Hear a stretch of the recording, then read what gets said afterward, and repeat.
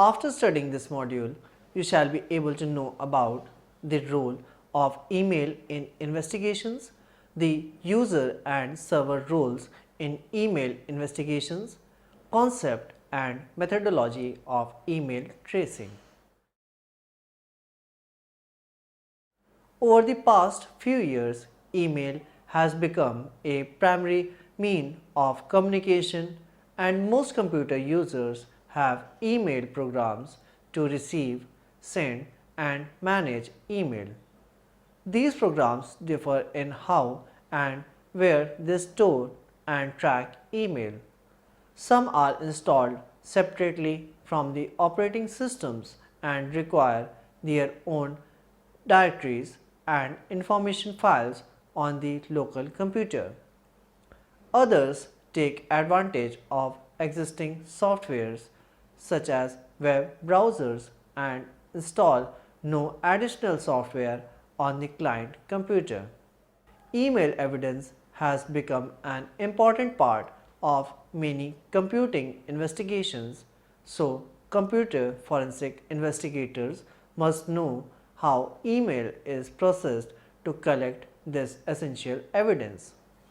In addition, with the increase in the email scams and fraud attempts with phishing or spoofing, investigators need to know how to examine and interpret the unique content of email messages. Investigating crimes or policy violations involving email is similar to investigation other types of computer abuse and crimes.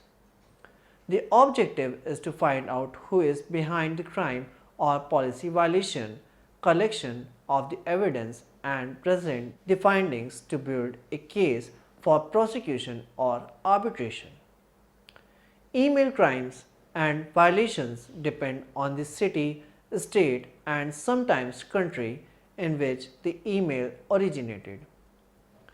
Committing crimes with email is becoming usual, and more investigators are finding communications that link suspects to a crime or policy violation through email. For instance, some individuals use mail when committing crimes such as extortion, narcotics trafficking, stalking, sexual harassment, fraud, child abductions, child pornography, terrorism, and so on. Since email has become a major communication medium, any crime or policy violation can involve email. One of the most noteworthy email cheats was 419 or the Nigerian scam, which originated as a chain letter from Nigeria, Africa. Fraudsters now need only access to internet email to solicit victims, thus saving postage cost of international mail. Contrasting innovative, more urban phishing email frauds, 419 messages have certain distinguished maneuvers and a characteristic inscription style. For example, the correspondent inquires to access the user's bank account so that he can transfer his money to it as a way to advert corrupt government officials in his native country for appropriating it. The correspondent every so often promises to recompense monetarily if a minor payment is made or access to bank account is permitted. The messages are usually in uppercase letters and use poor grammar. Now, understanding email servers. An email server is encumbered with software that uses email protocols for its services and preserves logs that can be examined and used during the investigation. As a computer forensic investigator, one cannot recognize everything about email servers. This emphasis should not be to learn about how a particular email server works, but how to retrieve information about emails for a investigation.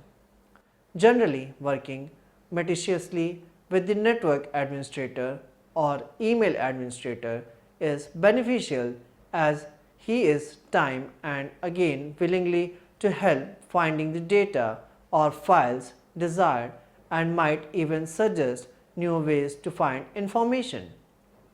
Besides this, internet research or use of forensic tools is also a way of investigative emails related cases.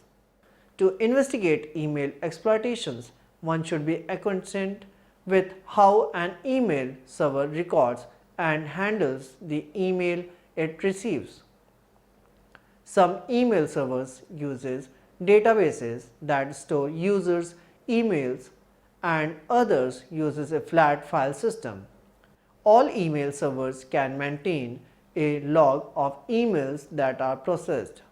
Some email servers are set up to log email transactions by default, while others must be configured to do so. Most email administrators log operations and message traffic to recover emails in case of a disaster.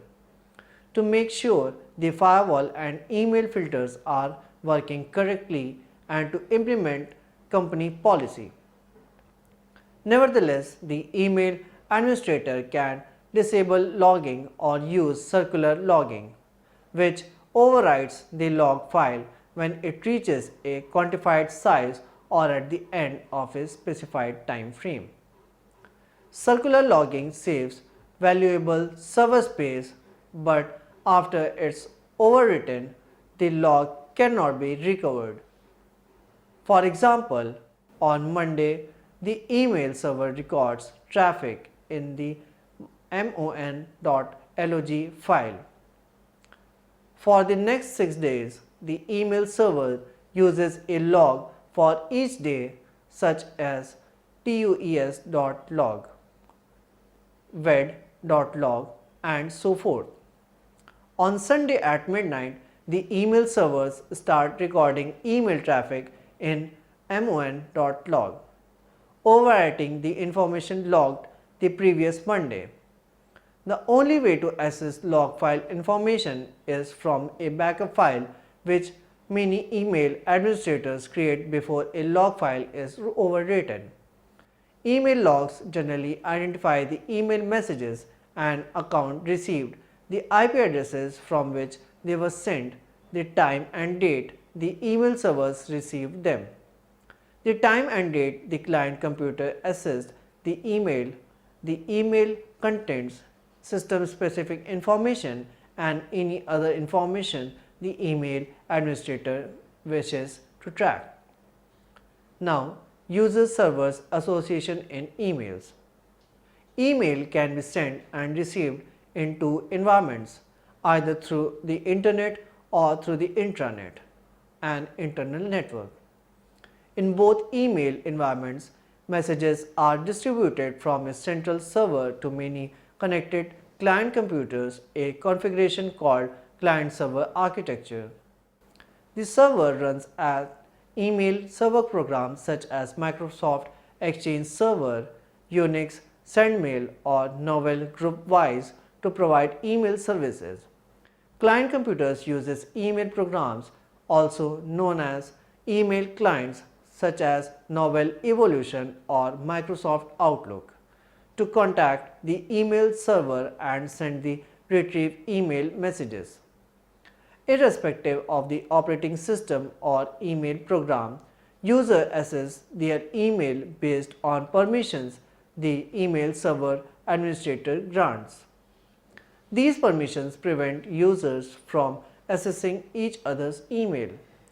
To retrieve messages from the email server, users identify themselves to the users as when logging onto the network. Then emails are delivered to their computers. Email services on both the internet and intranet uses client-server architecture, but they differ in how client accounts are allocated, used and managed. and in how users access their email. Largely, an intranet email system is for the private use of network users, and internet email systems are for public use. On an intranet, the email server is generally part of the local network, and an administrator manages the server and its services. In most cases, the intranet email system is specific to a company, used only by its employees and regulated by its business practices, which usually include strict security and acceptable use policies. For example, network users cannot create their own email accounts, and usernames tend to follow a naming convention that the email administrator determines. Now, the next, investigation of emails. After it has been determined that a crime has been committed involving email, first and foremost the victim's computer should be accessed to recover the evidence. Using the victim's email client, any potential evidence should be searched and copied. It might be necessary to log on the email service and access any protected or encrypted files or folders. The contents of the email must be copied, including its header. The header contains unique identifying numbers such as the IP addresses of the server that sent the message. This data aids tracing the email to the suspect. In some cases, recovery of email is required after a suspect has deleted it and tried to hide it. Following steps are required to be followed. Now, the first is copying of the email message. Before starting an email investigation, it is essential to copy and print the email involved in the crime or policy violation. With many email programs, email can be copied by dragging it to a storage medium such as a folder or drive, or by saving it in a different location. For email programs, it is run from the command line. However, after opening the message, it can be copied by using the copy option, which is usually located at the bottom of the screen. After copy of email is made, it is imperative to work on the copy only and not upon the original version, in order to avoid altering the original evidence by mistake. Now, the second is inspecting email headers. After a message has been copied and printed, the email program is used to find the email header that created it. This section includes instructions for viewing email headers in a variety of email programs, including Windows GUI clients, a Unix command line mail program, and some common web-based email providers. After the email headers are opened, the same is copied and pasted into a text document so that it can be read with a text editor such as Windows. Now, the third is scrutinizing email headers. The next step is scrutinizing the saved email headers to gather information about the email and to track the suspect to the email originating location. The crucial piece of information is to look for the originating email domain address or an IP address. Other supportive information consists of the date and time the message was sent, file names of any attachment, and unique message numbers if it's supplied. Fourth, examining additional email files. Email programs save messages on the client computer or leave them on the server. How emails are stored depends upon the settings on the client and server. On the client computer, all the emails are saved in a separate folder for record keeping purpose. For example, in Outlook, messages can be saved as sent, draft, deleted, and received emails in a .pst file, or can be saved offline files in an .ost file. With these client files, .pst and .ost, user can access and read their email offline. When the computers are connected to the central email server. Most email programs also include an electronic address book, also known as contact, and many offer calendars, task lists, and memos. Tracing emails. As part of the investigation, email origin is determined by further examining the header with one of the various available free internet tools. Determining message origin is referred to as tracing. For an email, one can visit its web page to find out who administers the domain. If the point of contact isn't listed on the website or the domain doesn't have a website, registry site can be used to determine the point of contact. It is virtual to keep in mind that the suspect might have posted false information, so it is compulsory to corroborate the findings by inspecting network email logs against email addresses. Network administrators maintain logs of the inbound and outbound traffic routers handle. Routers have rules to allow or deny traffic based on source or destination IP address. In most cases, a router is set up to track all traffic flowing through its ports. Using these logs, path of the transmitted email can be determined. The network administrator who manages routers can supply the log files whereas it is required or demanded by the investigating authority. The router logs are reviewed to find the victim's recipient's email and the unique ID number is searched for this purpose. Network administrators also maintain logs for firewall that filter internet traffic. These logs can help verify whether an email message passed through the firewall.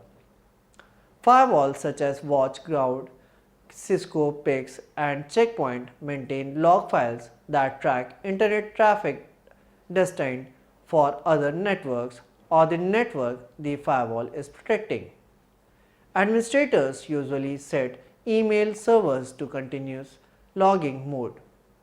They can also log all email information in the same file or use one log file to record, for example, date and time information, the size of the email, and the IP address. These separate log files are extremely useful when an email header is available with a date and time stamp and an IP address, and the investigation demand filtering or sorting of the log files to narrow the search. After the source of the email has been identified, the network or email administrator contacted for the suspect's network as soon as possible. Some email providers, especially internet email providers, don't keep logs for a long time, and the logs might contain key information for the investigation.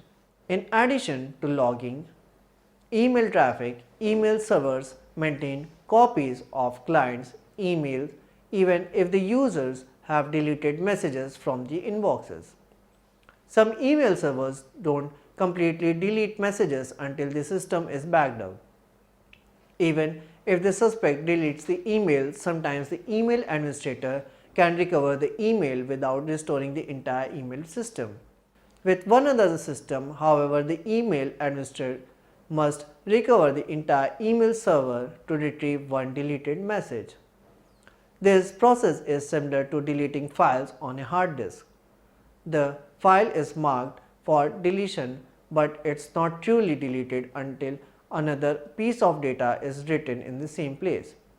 Email servers wait to overwrite disk space until the server has been backed up.